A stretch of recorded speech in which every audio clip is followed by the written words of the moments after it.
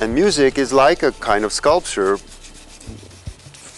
Music is like you sculpt, and the medium that you're working in is time. The music proceeds through time.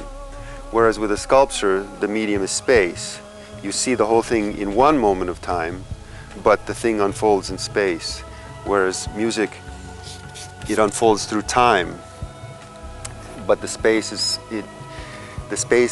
not in this dimension, it's in a dimension inside you.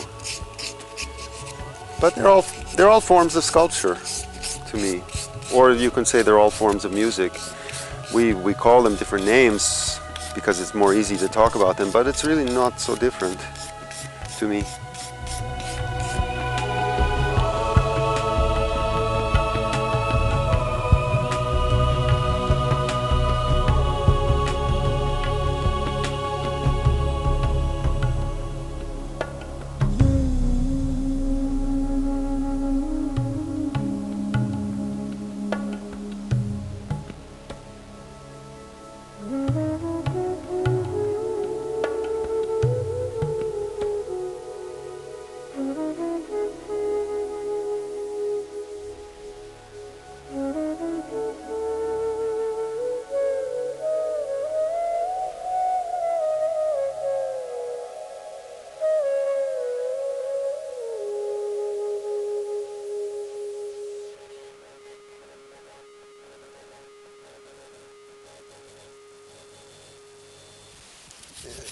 In the artists that have affected me the most in the past,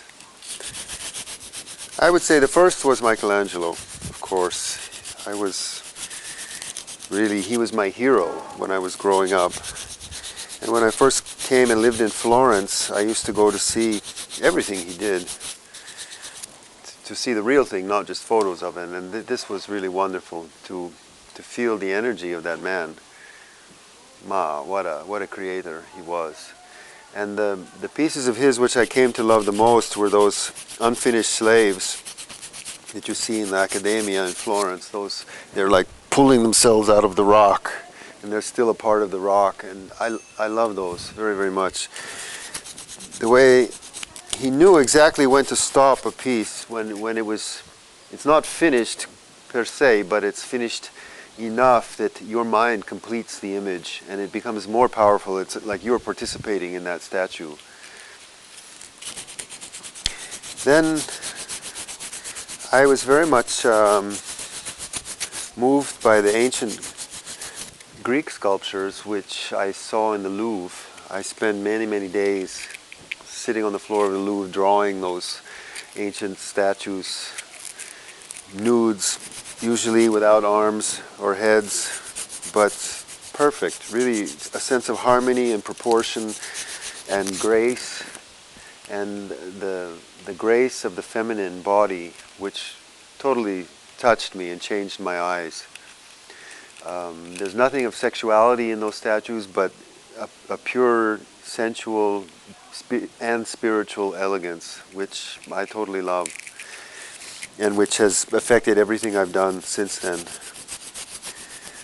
Then Rodin was a great inspiration to me. I spent much time in his museum in Paris, and he was such a genius. He did things with sculpture which nobody thought of to do before him, putting things together in new ways and really drawing out the expression of each figure with the tension of the muscles, and the drawing emphasis to something else and leaving shadows to accentuate the light. Then amongst modern sculptors, I would say Mitterrand is one that I love very much. He does these huge faces, or a part of a face. You see it in the courtyards of cities around Europe, and they're really fantastic.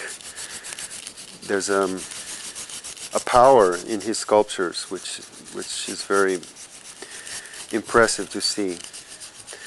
And in the sense of design, or the sense of beauty, the sense of composition, the sense of harmony, music in art, I would say it's Leonardo who has taught me the most. I'm continually learning from him.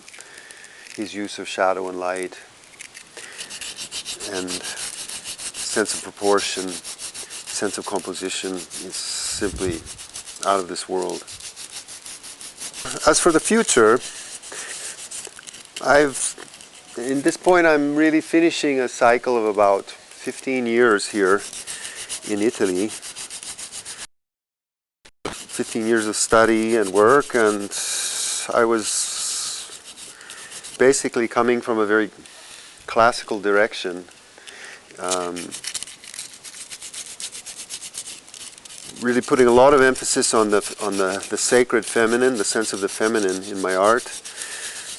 And now I feel like this phase is completing now. It's kind of represented by how my life is changing. I'll be transferring my studio to Chile, and where I live underneath a live volcano in front of a huge lake, and the nature there is very powerful. One really senses the power of nature there, and I feel that that's going to make a big change for me. It already has started to affect the things I'm doing. For example, this piece was inspired there, this kind of shamanic piece. This woman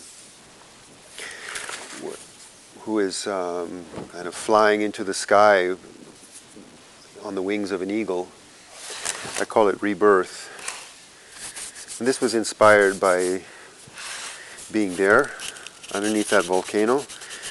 I had a feeling that so much of my past was falling away, many heavy weights that I had been carrying for a long time, and that it was the beginning of a new life, a new cycle in my life. And that's what this piece was saying for me.